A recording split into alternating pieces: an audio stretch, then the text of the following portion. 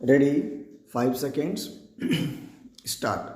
The principle laid down in the said decision cannot have any application in the present case, although the decision rendered in this case in the decision under the Arbitration and Conciliation Act, 1996 stop. Taking into consideration the arguments of the appellant, it is necessary to mention here that the court does not have any power to extend the time under the Act, unlike Section 28 of the 1940 Act, which had such a provision stop. The court has therefore been denuded of the power to enlarge time for making and publishing an award stop.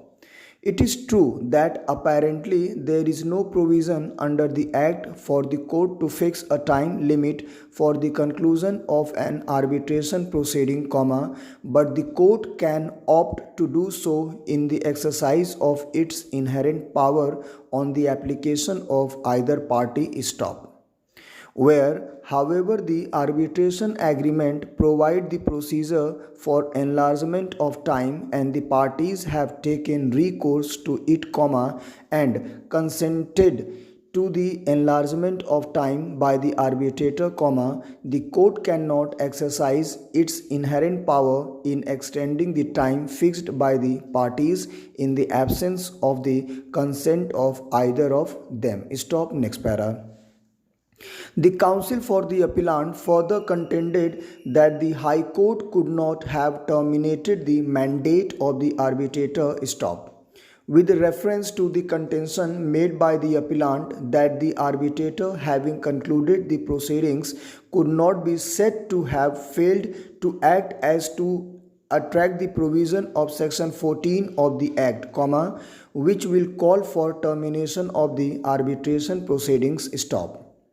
It is pertinent to mention here that the arbitrator had not concluded the proceedings as had been agreed to by the parties within the time fixed for doing so stop.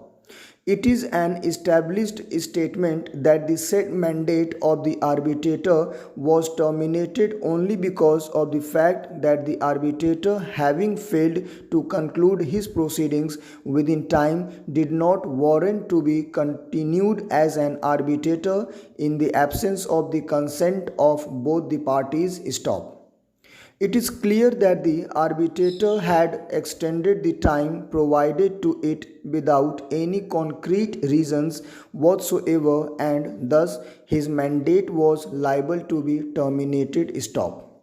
Subsection 1b further states that the mandate of an arbitrator shall also stand to be terminated if he withdraws or the parties agree to the termination. Stop. Next para. The principles laid down in the said decision cannot have any application in the present case, although the decision rendered in this case in the decision under the Arbitration and Conciliation Act, 1996 stop. Taking into consideration the arguments of the appellant, it is necessary to mention here that the court does not have any power to extend the time under the Act, unlike Section 28 of the 1940 Act. Full stop. And thank you very much, guys. Try to repeat this matter again and again. Thank you very much.